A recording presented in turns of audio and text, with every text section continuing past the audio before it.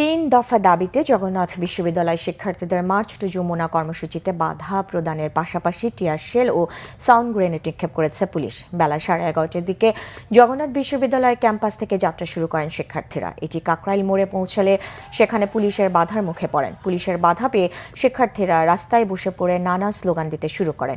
এক পর্যায়ে tear shell, sound grenade নিক্ষেপ করে তাদের ছত্রভঙ্গ করার চেষ্টা করে পুলিশ।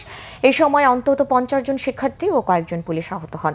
70% আবাসন ভাতা, বাজেট বৃদ্ধি এবং সব প্রকল্পে অগ্রাধিকার দেওয়ার 3 দফা দাবিতে এই কর্মসূচির ডাক দিয়েছিলেন জগন্নাথ বিশ্ববিদ্যালয় শিক্ষার্থীরা। দাবি না মানা পর্যন্ত আন্দোলন চলবে বলে জানান তারা।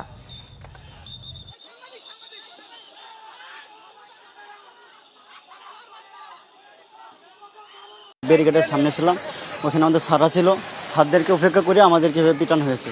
টিয়ার শেল লাগছে ভাই।